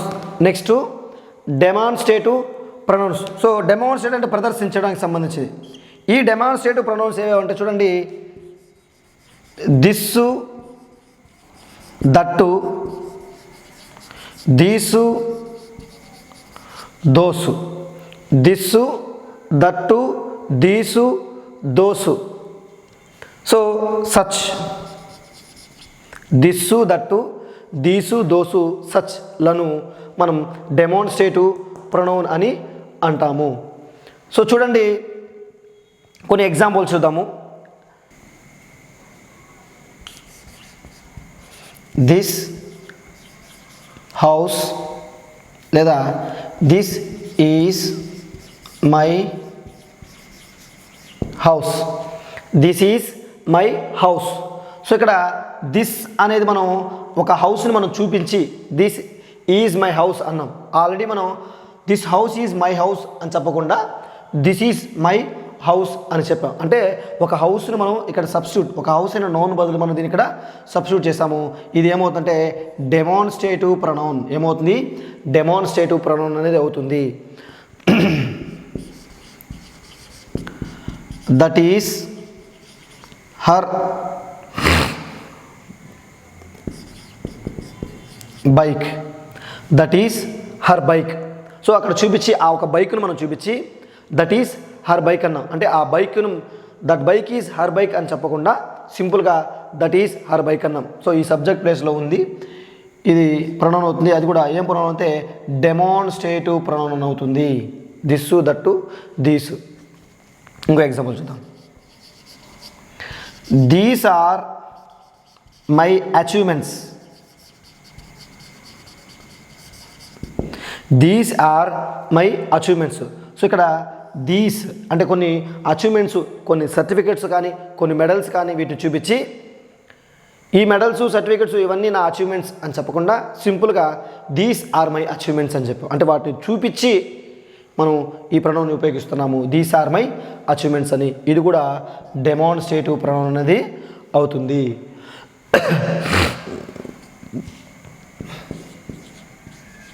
Don't repeat such.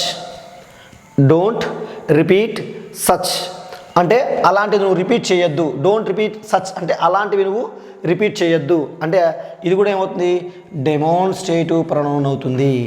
So ఇలా మనం ఒక వస్తువు లేదా ఒక వ్యక్తి లేదా ఒక ఏదైనా సంథింగ్ దానిని ఉపయోగించకుండా, దాని యొక్క పేరును ఉపయోగించకుండా జస్ట్ వాటిని మనం చూపించి ఈ ప్రణౌన్ని ఉపయోగిస్తే దాన్ని డెమాన్స్ట్రేటివ్ ప్రణౌన్ అని అంటారు. ఇది చూసామైతే మనం 2018 టెట్లో సో ఈజ్ మైన్ అనే బిట్ ఇవ్వడం జరిగింది. ఎవరైనా చూసిన వాళ్ళు కానీ రాసిన వారు ఉంటే ఒకసారి మీరు చెక్ చేసుకోవచ్చు. The under line word is dash అని ఇచ్చాడు. కంజంక్షను, రిలేటివ్ ప్రణౌను, ఇంటాగ్రేటివ్ ప్రణౌను, డెమాన్స్ట్రేటివ్ ప్రణౌన్ అనేసి. సో ఇక్కడ చూడండి, సో ఈజ్ మైన్ అనేది వాళ్ళ ఆన్సర్ ప్రకారము డెమాన్స్ట్రేటివ్ ప్రణౌన్ ఇచ్చారు. ఎందుకంటే చూద్దాము, ఆల్రెడీ ఫర్ ఎగ్జాంపుల్ చూద్దాము, I bought this house. So is mine అంటే సో ఇప్పుడు అది నాది. ఐ బాట్ దిస్ హౌస్ అని డిస్కస్ అయిపోయి ఉంటుంది అనుకుందాము. సో ఈజ్ మైన్ అంటే ఇప్పుడు ఇది నాది అని అర్థం. సో అంటే ఇక్కడ మనం ఈ హౌస్ని డెమాన్స్ట్రేట్ చేస్తున్నాం కాబట్టి ఈ సో కూడా ఏమైంది, డెమాన్స్ట్రేటివ్ ప్రణౌన్ అనేది అవుతుంది. ఓకే, సో ఇలా కూడా మనకి ప్రీవియస్ బిట్లు ఇవ్వడం జరిగింది. Next distributive pronouns. ఈ డిస్ట్రిబ్యూటివ్ ప్రొనౌన్స్ అంటే పంపిణీకి సంబంధించినది, సప్లైకి సంబంధించినది, పంచడానికి సంబంధించినది. సో చూడండి, ఎయిదర్, నెయిదర్, ఈచ్ అనేవి మనం ఎలా చెప్తామంటే డిస్ట్రిబ్యూటివ్ ప్రొనౌన్స్ అని అంటాము. ఇది డిస్ట్రిబ్యూటివ్ ప్రొనౌన్స్ అని మనము అంటాము. ఈచు, ఎయిదరు, నెయిదర్లను డిస్ట్రిబ్యూటివ్ ప్రొనౌన్స్ అని అంటాము. సో ఒకసారి ఎగ్జాంపుల్స్ చూద్దాం. Each of the soldier has a gun. Each of the soldiers has a gun. So మీరు చూడండి, ఎయిదరు, నెయిదరు, ఈచ్ ఇలాంటి వచ్చినప్పుడు సబ్జెక్టు ప్లూరల్గానే ఉంటుంది, కానీ వెర్బు సింగులర్గా ఉంటుంది. మనం ఆల్రెడీ కాన్కార్డ్లో మనం డిస్కస్ చేసాము, కానీ ఇక్కడ పాయింట్ వచ్చింది కాబట్టి చెప్తున్నాను. చూడండి, ఈచ్ అంటే చూడండి ఇక్కడ ఏం చేస్తున్నారు, ప్రతి ఒక్క సోల్జర్ దగ్గర గన్ను ఉంది, ప్రతి ఒక్క సోల్జర్ దగ్గర గన్ను ఉంది అంటే అందులోంచి మనం ఒక్కొక్కరిని పేరు పెట్టి పిలవకుండా మనం ఏం చేస్తున్నాము, వాళ్ళ దగ్గర అంటే వాళ్ళ దగ్గర అందరి దగ్గర ఉంది అనేసి మనం ఈచ్ని మనం ఉపయోగించాం, ప్రతి ఒక్కరు అనేసి. సో ఇదేమవుతుందంటే డిస్ట్రిబ్యూటివ్ ప్రణౌన్ అవుతుంది. నెక్స్ట్ చూద్దాం.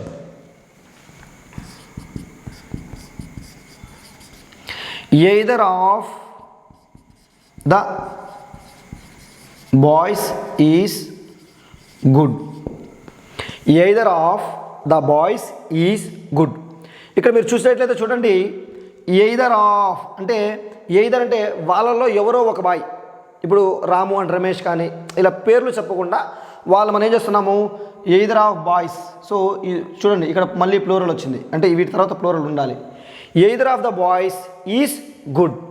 ఇక్కడ కూడా ఈ ఎయిదర్ అనేది డిస్ట్రిబ్యూటివ్ ప్రొనౌన్ అవుతుంది. ఎందుకు అవుతుందంటే చూడండి, ఆ బాయ్స్ యొక్క పేర్లు చెప్పట్ల, వాళ్ళలోంచి వాళ్ళిద్దరిలో ఎవరో ఒకరు మంచి వ్యక్తి అనేసి అర్థం either.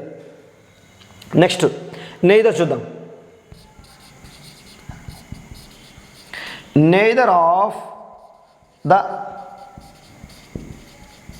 Subjects is difficult. Neither of the subjects is difficult. So ఇక్కడ చూడండి, నెయిదర్ సబ్జెక్ట్స్. ఇప్పుడు ఫర్ ఎగ్జాంపుల్ ఇక్కడ మనము English and maths subjects difficult అని చెప్పలా, అంటే ఇక్కడ వాళ్ళ యొక్క పేర్లకు బదులు, ఆ సబ్జెక్టుల యొక్క పేర్లకు బదులు నెయిదర్ ఆఫ్ ద సబ్జెక్ట్ అంటే ఆ రెండు డిఫికల్ట్ కాదు అని అర్థం. సో ఇలా ఇవి కూడా పంపిణీకి సంబంధించిన ప్రొనౌన్ కాబట్టి వీటి మనం డిస్ట్రిబ్యూటివ్ ప్రొనౌన్స్ అని అంటాము. నెక్స్ట్ వన్ చూడండి, మనం ఇండెఫినిట్ ప్రొనౌన్. ఇండెఫినిట్ అంటే పేరులోనే ఉంది, ఖచ్చితంగా తెలియని వాటిని అంటే ఏ నౌనుకు బదులుగా మనం ఉపయోగిస్తున్నామో కూడా తెలియకుండా ఉపయోగించే ప్రొనౌన్లు ఇండెఫినిట్ ప్రొనౌన్లు అంటారు. సో కొన్ని ఎగ్జాంపుల్ చూద్దాము, కొన్ని పదాలు చూద్దాం. Something, someone, somebody, nobody, nothing, everybody, everything, someone, somebody, something, something, someone, somebody, something, no one, nobody, nothing, no one, nobody, nothing, everyone, everybody, everything. Okay, few. ఇలా దేని బదులుగా మనం ఉపయోగిస్తామో కూడా తెలియని ఈ ప్రొనౌన్లను ఇండెఫినిట్ ప్రొనౌన్స్ అంటారు. సింపుల్, అది పర్టికులర్గా మనకు తెలియదు. ఇండెఫినిట్ పర్టికులర్గా మనకు తెలియదు. ఇండెఫినిట్ అంటే ఖచ్చితంగా తెలియని వాటి కోసం మనం ఉపయోగిస్తాము. ఫర్ ఎగ్జాంపుల్ చూద్దాము. Someone is knocking at the door. Someone is knocking at the door. ఇప్పుడు మీరు ఈ ఎగ్జాంపుల్ని బాగా గమనిస్తే అయితే చూడండి, someone is knocking at the door, ఎవరో తలుపు తడుతున్నారు అని అర్థం. ఎవరు తలుపు తడుతున్నారు తెలియదు. సో అంటే ఈ ప్రొనౌన్ను మనం ఏ నౌనుకు బదులుగా ఉపయోగించామో కూడా మనకి తెలియదు. సో అందుకే దీనిని ఏమంటామంటే ఇండెఫినిట్ ప్రొనౌన్ అంటాము. ఇండెఫినిట్ ప్రొనౌన్ అని అంటాము.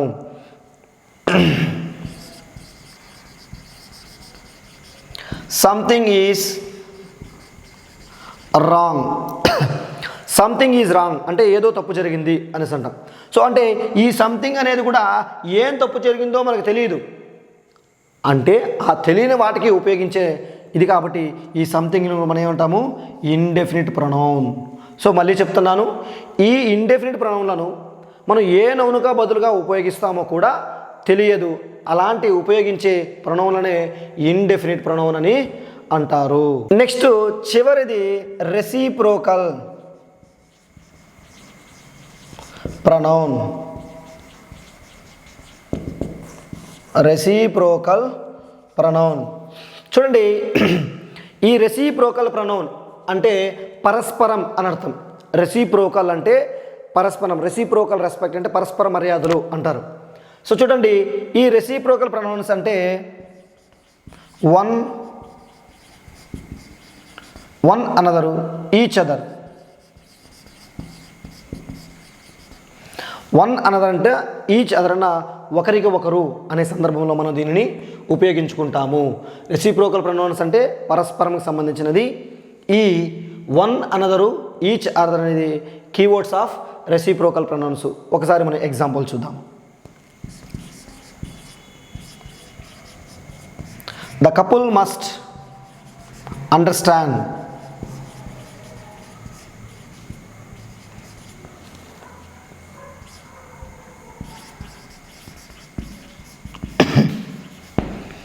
the couple must understand each other. So ఆ జంట, ఆ కపుల్ ఏం చేయాలి, పెళ్ళైన జంట ఒకరిని ఒకరు అర్థం చేసుకోవాలి. ఒకరు, సో ఇక్కడ ఈచ్ అంటే ఈచ్ అదర్ అంటే ఒకరికి ఒకరు, అంటే ఇక్కడ ఒకరికొకరు అంటూ కపుల్, భార్య మరియు భర్త, వాళ్ళ పేర్లు చెప్పకుండా మనం ఏం చేసాము ఈచ్ అదర్ అని చెప్పాం. సో ఒకరిని ఒకరు వాళ్ళు అర్థం చేసుకోవాలి అంటే ఇది రెసిప్రోకల్ ప్రొనౌన్. చూద్దాం.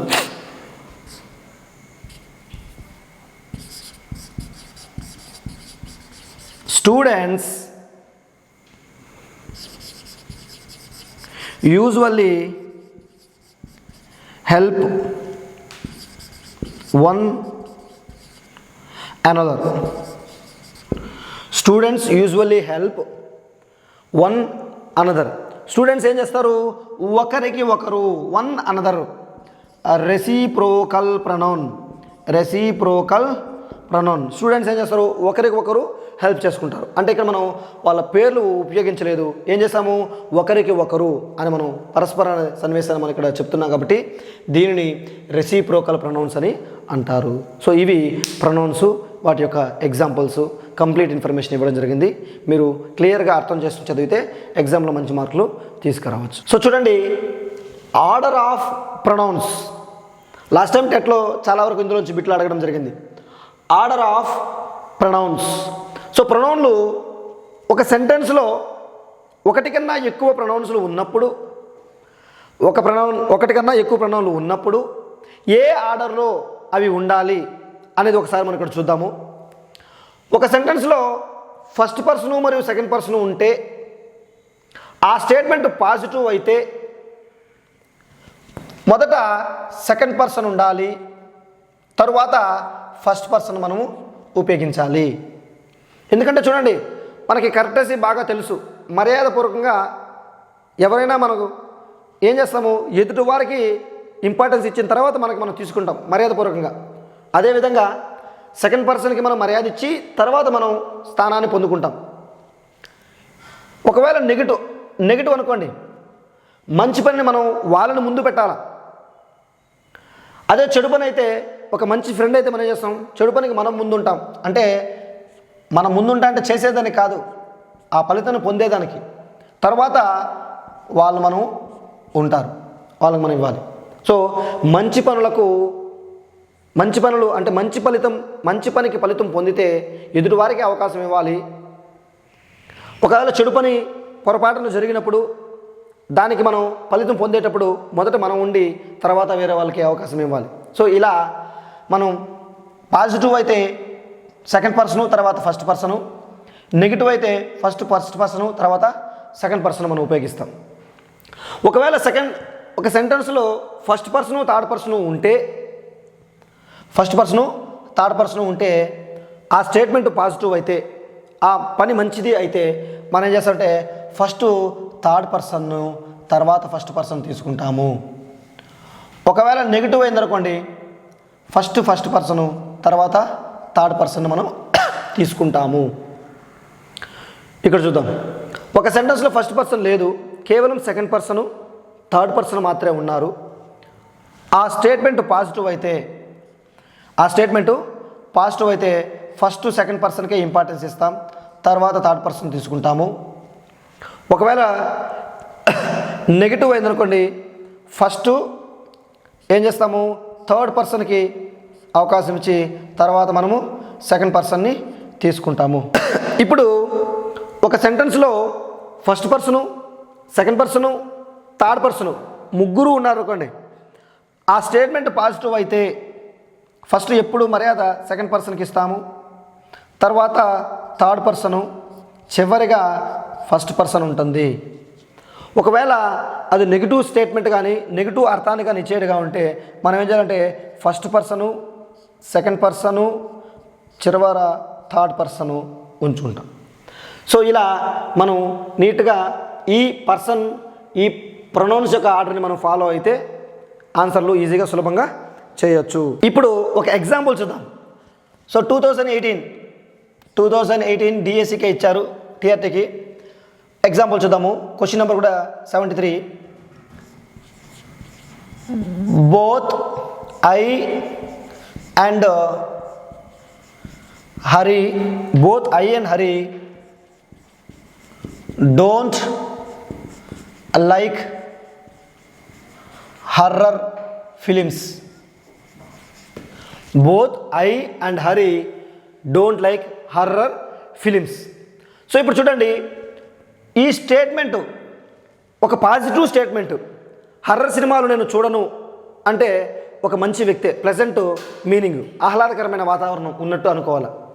అన్ప్లెజెంట్ అయితే నెగిటివ్ అనుకుంటాం. ఇది ప్లెజెంట్ కాబట్టి ఇది మనం పాజిటివ్ కింద తీసుకుంటాం. ఈ సెంటెన్స్లో ఐ అనేది చూడండి, ఫస్ట్ పర్సను థర్డ్ పర్సన్ ఉంది. Both I and Hari first person third person ఉంది. సో ఈ స్టేట్మెంట్ చూడండి, దీని ప్రకారం ఫస్ట్ పర్సన్ థర్డ్ పర్సన్ ఉంటే ఆ స్టేట్మెంట్ పాజిటివ్ లేదా ప్లెజెంట్ ఆహ్లాదకరమైన సెంటెన్స్ వాతావరణం అయితే థర్డ్ పర్సన్ ఫస్ట్ ఇచ్చి తర్వాత ఫస్ట్ పర్సన్కి ఇస్తాం. అంటే చూడండి, దీన్ని కరెక్షన్ చేయమన్నాడు. ఇప్పుడు దీన్ని ఎలా రాయాలి? Both Hari and I don't like horror films. ఇలా ఆర్డర్ని మార్చాలి. సో ఇలా ఆర్డర్ ఆఫ్ ప్రొనౌన్లు మనకి అడుగుతారు. ఇంకో ఎగ్జాంపుల్ కూడా మనము చూద్దాం.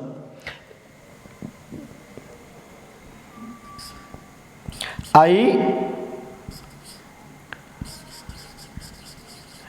Ramesh and you are good students. I, Ramesh, you are good students. So ఇది ఒక ప్లెజెంట్ వాతావరణం, మంచి పాజిటివ్ స్టేట్మెంట్, మంచి స్టూడెంట్స్ అన్నప్పుడు. సో ఇందులో ఫస్ట్ పర్సన్ ఉన్నాడు, థర్డ్ పర్సన్ రమేష్ ఉన్నాడు, యూ అనే సెకండ్ పర్సన్ కూడా ఉన్నాడు. సో ఇది స్టేట్మెంట్ పాజిటివ్ కాబట్టి దీని ప్రకారము పాజిటివ్ స్టేట్మెంట్ వచ్చినప్పుడు ఆర్డర్లు మారాలి. ఫస్ట్ వచ్చి ఇది రావాలి, సెకండ్ ఇది రావాలి, థర్డ్ ఫస్ట్ పర్సన్ రావాలి. ఇప్పుడు ఆర్డర్ రాసి చూద్దాము. You, Ramesh and I are good students. చూడండి, ఐ పక్కన యామ్ రావాలా ఆర్ రావాలా అని కన్ఫ్యూజ్ అవుతూ ఉంటారు. ఇది ఒకటి కన్నా ఎక్కువ ఉంది కాబట్టి మనం వీటికే తీసుకుంటాం. You, Ramesh and I are good students అనేసి మనము చెప్పాల్సి ఉంటుంది. సో ఇలా ఆర్డర్లు మనకి ఉంటుంది. ఒకవేళ నెగిటివ్లో ఇప్పుడు చూడండి, డోంట్ అని నెగిటివ్ వర్డ్ అనుకోకూడదు. మనం హర్రర్ సినిమాలు నచ్చదు అంటే మంచిదే కదా, అలా అర్థం చేసుకోవాలి. సో ఇప్పుడు ఒక నెగిటివ్ సెన్సెస్లో ఒక ఎగ్జాంపుల్ చెప్తాను. ఫస్ట్ పర్సన్ తీసుకుందాం, ఈ ఫస్ట్ అండ్ సెకండ్ తీసుకుందాం. I, you and I are smugglers. You and I are smugglers. నువ్వు నేను మంచి పేరు మోసిన స్మగ్లర్స్ అని అర్థం. సో ఇప్పుడు ఇలా ఉంది. ఈ స్మగ్లర్స్ అనేది నెగిటివ్ థాట్ని ఇస్తూ ఉంది, నెగిటివ్ ఐడియాని ఇస్తూ ఉంది. అసలు ఇది నెగిటివ్ అన్ప్లెజెంట్ సిచ్యువేషన్. స్మగ్లర్స్ అనేది సమాజానికి మంచి కాదు కదా. సో ఇలాంటి సందర్భంలో మనం ఏం చేయాలంటే, సో చూడండి, ఫస్ట్ సెకండ్ పర్సన్ ఇచ్చాడు, తర్వాత ఫస్ట్ పర్సన్ ఇచ్చాడు. So first person second person ఉన్నప్పుడు నెగిటివ్ అయినప్పుడు ఏం చేయాలి, ఫస్ట్ పర్సన్ తీసుకోవాలి, తర్వాత సెకండ్ పర్సన్ తీసుకోవాలి. సో ఫస్ట్ ఏం చేసుకుంటాము, మార్చుకుంటాము. I and you are smugglers. I and you are smugglers. ఇలా మనము ఆర్డర్ని ఫాలో అయితే ఆన్సర్లు ఈజీగా చేయొచ్చు. సో ఈ ఆర్డర్ ఆఫ్ ప్రొనౌన్స్ ఇంతటితో కంప్లీట్ అయింది. ఇప్పుడు ప్రొనౌన్లో మనం కొన్ని అడిషనల్ ఎగ్జాంపుల్స్ చూద్దాం, అడిషనల్ బిట్స్ అనేది చూద్దాం. ఒక 10 బిట్స్ ఎక్స్ట్రాగా చూద్దాం. ఇప్పుడు we gave ourselves gifts to everyone. So మేముగా కొంతమందికి గిఫ్ట్లు అనేది ఇచ్చాం. ఇప్పుడు వి అనేది పర్సనల్ ప్రొనౌను, అవర్ సెల్స్ అనేది రిఫ్లెక్సివ్ ప్రొనౌను, గిఫ్ట్స్ అనేది ఏమవుతుంది చూడు నౌను, ప్లూరల్ నౌన్ కదా, కామన్ నౌను. గిఫ్ట్స్ అనేది common noun. Everyone, everybody, everyone. So ఇదేమవుతుందంటే ఇది ఇండెఫినిట్ ప్రొనౌన్. ఎవ్రీవన్ అంటే ప్రతి ఒక్కరికి, ఎవ్రీవన్ ఇండెఫినిట్ ప్రొనౌన్ అవుతుంది. సంబడి అంటే ఇది కూడా indefinite pronoun. Somebody knocked at the door. So door అనేది ఏమవుతుంది, నౌన్, కామన్ నౌన్ కింద తీసుకుంటాం. Nobody gave me advice. Nobody అది ఇండెఫినిట్ ప్రొనౌన్. అవుతుంది. మీ వచ్చి పర్సనల్ ప్రొనౌను. మీ అనేది పర్సనల్ ప్రొనౌను. సో ఈ అడ్వైజ్ అనేది అబ్స్ట్రాక్ట్ నౌన్ కింద తీసుకుంటాము. Each distributive pronoun. Each of ఇంతకుముందు చెప్పాం కదా, ఈచ్, ఎయిదరు, నెయిదర్ అనేది డిస్ట్రిబ్యూటివ్ ప్రొనౌను. ఆఫ్ దమ్ ఇది పర్సనల్ ప్రొనౌను. మార్కెట్ అనేది కామన్ నౌను. అజ్ అనేది personal pronoun. Either of us play cricket with you. మా ఇద్దరిలో ఎవరొకరు నీతో క్రికెట్ ఆడతారు. సో ఇక్కడ ఎయిదర్ డిస్ట్రిబ్యూటివ్ ప్రొనౌన్. అజ్ అనేది పర్సనల్ ప్రొనౌన్. క్రికెట్ అనేది proper noun. Particular cricket player కాబట్టి ప్రాపర్ నౌన్. యూ అనేది పర్సనల్ ప్రొనౌన్. ఇక్కడ చూద్దాం. Neither of you must waste your time and money. So మీ ఇద్దరు ఎవరు కూడా టైంను కానీ మనీని కానీ వేస్ట్ చేయకూడదు అని చెప్పాడు. ఇక్కడ నెయిదర్ అనేది డిస్ట్రిబ్యూటివ్ కాబట్టి డిస్ట్రిబ్యూటివ్ ప్రణవను, యు అనేది పర్సనల్ ప్రణవను, టైం అనేది కామన్ నౌను టైం, ఈ మనీ అనేది అన్కౌంటబుల్ నౌన్ లేదా కామన్ నౌన్ కింద మనము తీసుకుంటాం. ఐ ఇన్వైట్ దెమ్, ఐ అనేది పర్సనల్ ప్రణవను, దెమ్ అనేది కూడా పర్సనల్ ప్రణవన్ కింద తీసుకుంటాం. He gave me books in college, he gave me books in college. So he అనేది పర్సనల్ ప్రణవను, హీ అనేది పర్సనల్ ప్రణవను, మీ అనేది కూడా పర్సనల్ ప్రణవను, బుక్స్ ప్లూరల్ నౌను లేదా కామన్